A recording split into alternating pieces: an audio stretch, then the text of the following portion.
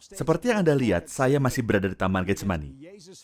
Disinilah Yesus dihianati melalui ciuman, dan di mana saat yang paling spektakuler dalam 18 jam terakhir kehidupan Yesus terjadi. Ini adalah peristiwa penting yang cukup aneh, tidak diperankan kembali pada salah satu film Yesus. Namun, kami tidak akan melewatinya. Kita juga akan mencari reruntuhan istana Imam Besar Anas dan menemukan apa keajaiban salib kedua yang menjadi berkat bagi kita. Selamat datang di 7 keajaiban di Yerusalem.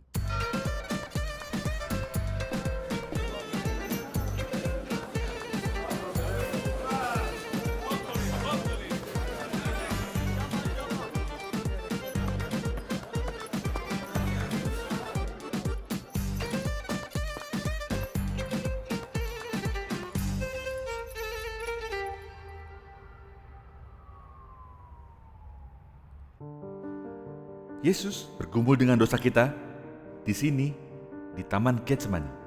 Ini adalah tempat di mana darahnya pertama jatuh ke bumi. Tidaklah sulit bagi Yudas untuk menemukan Yesus. Dalam minggu terakhir menjelang kematiannya, Yesus menghabiskan setiap malam berdoa di Taman Getsemani bersama para muridnya. Sekitar tengah malam, Yudas pergi ke Bukit Zaitun bersama resimen tentara Romawi dan penjaga bait Allah. Sekitar 200 orang untuk menangkapi Yesus. Mereka memiliki obor, lentera, dan senjata. Pada malam yang dramatis ini, suatu peristiwa terjadi. Anda tidak akan melihat bagian ini diperankan kembali dalam salah satu film Yesus. Beberapa orang berpikir bahwa Yesus akhirnya menjadi korban bagi keberhasilannya sendiri. Mereka membandingkan Yesus dengan Martin Luther King di Amerika atau Gandhi di India. Seorang yang menjadi perlawanan tanpa kekerasan. Tapi itu tidak terjadi di sini. Mereka tidak membunuh Yesus. Para pemimpin Yahudi dan para prajurit Romawi bahkan tidak mampu untuk dapat menawan Yesus. Yesus yang sepenuhnya mengendalikan situasi. Dalam Yohanes 18, kita membaca bahwa ada lebih dari 200 tentara, imam dan para tua-tua yang datang untuk menangkap Yesus. Para murid melangkah mundur dalam ketakutan, tetapi Yesus melangkah maju dan dia bertanya, "Siapa yang kamu cari? Siapa yang kamu cari?" Seolah-olah Yesus tidak tahu jawabannya. Tetapi, jika Yesus mengajukan pertanyaan, itu bukan karena dia tidak tahu jawabannya, tetapi karena dia ingin kita untuk menemukan sesuatu. Para prajurit menjawab, "Kami mencari Yesus dari Nazaret." Dan apa yang terjadi selanjutnya sangat tidak dapat dipercaya. Yesus menjawab hanya dengan beberapa kata, "Akulah dia." Pada saat itu seluruh 200 tentara, imam, dan para tua-tua dengan hamba-hamba mereka menciut dan jatuh ke tanah. Terjadi kekacauan. Mereka jatuh di atas satu sama lain. Ada api terlihat di mana-mana dan menyebabkan kebingungan. Mereka tidak mampu untuk menahan Yesus.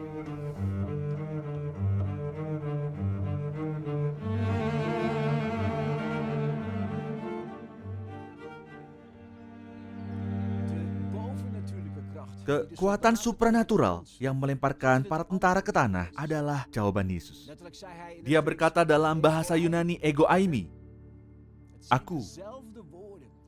Ini adalah kata yang sama yang Allah gunakan ketika dia menyatakan dirinya pada Musa di semak yang terbakar, di mana Allah berfirman, "Aku adalah aku." Dengan perkataan ini, Yesus menjelaskan bahwa dia dan Bapanya di surga adalah satu. Allah memuliakan Yesus dengan menunjukkan kuasanya kepada para penguasa di dunia ini. Sama seperti Musa tidak diizinkan untuk datang lebih dekat ke semak yang terbakar, dengan cara yang sama tentara tidak diizinkan untuk datang lebih dekat pada Yesus. Sebelum Yesus akhirnya ditangkap, ia mengucapkan kata ini, "Tidak seorang pun mengambilnya daripadaku, aku berkuasa memberikannya dan berkuasa mengambilnya kembali. Inilah tugas yang kuterima dari Bapakku." Mereka tidak membunuh Yesus. Mereka bahkan tidak bisa menahannya. Bukan Yudas, melainkan Yesus. Ia sendiri sebagai imam besar membawa anak domba ke mezbah. Dia memberikan nyawanya dengan kehendak bebasnya karena dia mengasihi Anda.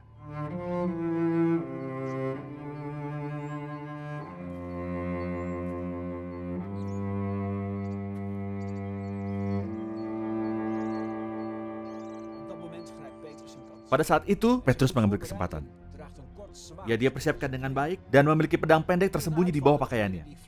Dia menyerang orang yang telah jatuh berada dekat darinya. Ternyata orang itu adalah Malkus, seorang budak pribadi imam besar. Masih syok setelah apa yang baru saja terjadi kepadanya, Malkus bangkit kembali dari tanah. Dan pada saat itu, ia melihat Petrus menyerang ke arahnya. Petrus mengayunkan pedang. Malkus lalu menunduk, dan ia berseru. Telinganya jatuh ke tanah. Darah mengalir dari kepalanya. Dan apa yang Yesus lakukan di malam yang kacau ini? Yesus menegur Petrus dan menyuruh dia untuk menyingkirkan pedangnya. Dia berkata, "Atau kau sangka bahwa aku tak dapat berseru pada Bapakku? Supaya ia segera mengirimkan lebih dari 12 pasukan malaikat membantu aku?" Kemudian Yesus mengangkat telinga dan melakukan mujizat yang kreatif. Dengan cara yang ajaib, dia meletakkan telinganya kembali ke kepala budak imam besar.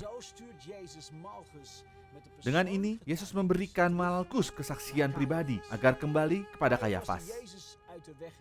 Kayafas yang sangat ingin menyingkirkan Yesus. Yesus mengutus Malkus untuk memberitahu Kayafas apa yang telah dilakukannya. Itulah cara Yesus, itulah cara Allah. Kemudian, Yesus mengulurkan tangan yang bernoda darah, sehingga mereka dapat menawannya. Para prajurit membawa Yesus ke imam besar Anas, sehingga ia bisa menginterogasi dia. Di Museum Wall, di kaki gunung Bait Allah, arkeolog telah menemukan kemungkinan reruntuhan di istana kediaman imam besar Anas.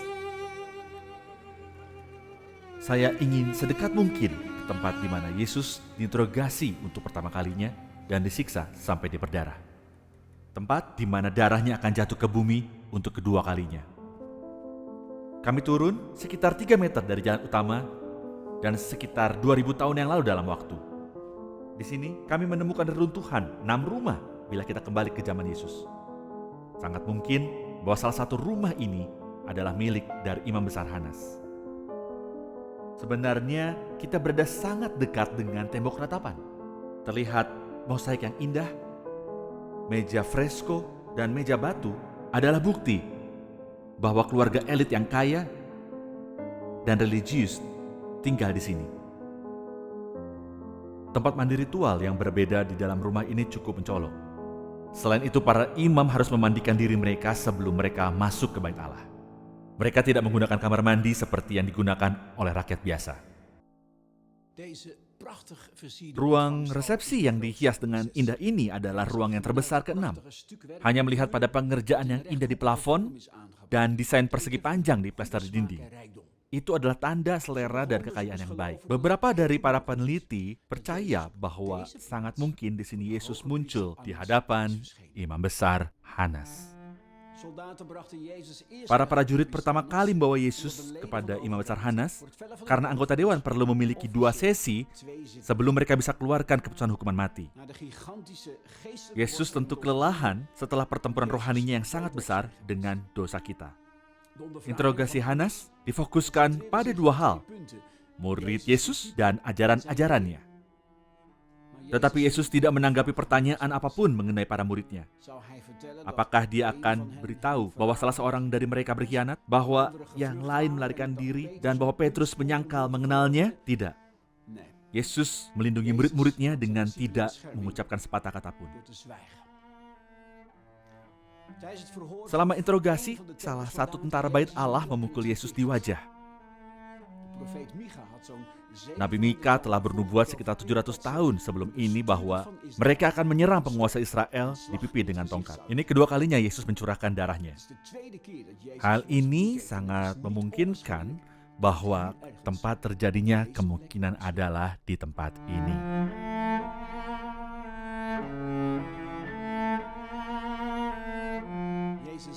Yesus tidak bersalah.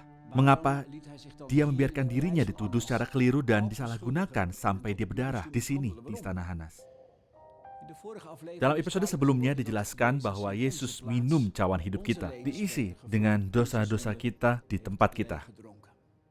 Dengan cara yang sama, Yesus sendiri mengizinkan untuk menjadi salah tuduh di tempat kita, di sini, di istana Hanas. Kita tahu setelah semua usaha iblis untuk selalu menuduh kita, meskipun Allah sudah mengampuni dosa kita,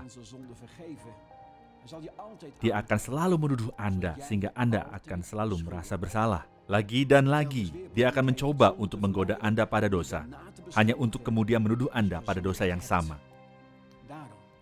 Itulah sebabnya mengapa Yesus mengambil tempat Anda selama penyiksaan.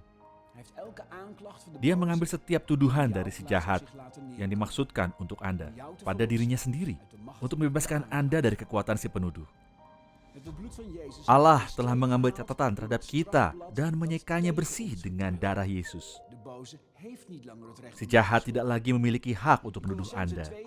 Dalam Kolose 2, Paulus mengatakan, Allah menghapuskan surat hutang yang oleh ketentuan hukum mendakwa dan mengancam kita, dan ditiadakannya dengan memakukannya pada kayu salib. Ia telah melucuti pemerintah-pemerintah dan penguasa-penguasa dan menjadikan mereka tontonan umum dalam Kristus. Allah menggunakan darah Yesus yang mengalir di sini untuk menyeka bersih catatan dosa yang menghakimi hidupmu. Setiap tuduhan dari si jahat ini telah dibasuh oleh darah Tuhan Yesus.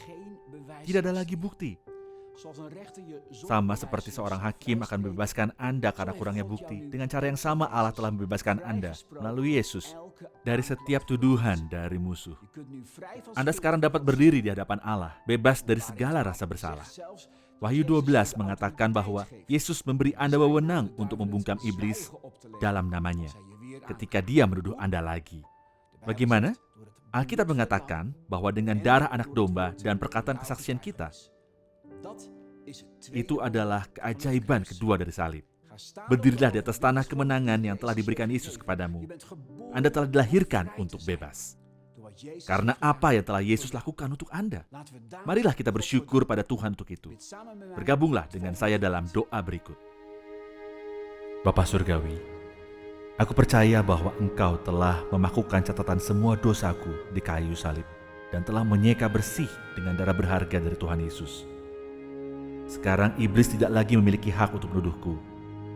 Aku tidak perlu lagi dibebani dengan kuk rasa bersalah dan rasa malu. Melalui darah Yesus dan perkataan kesaksianku, si penuduh harus diam sekarang untuk selama-lamanya.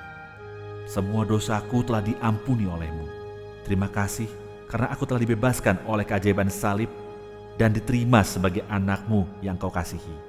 Amin.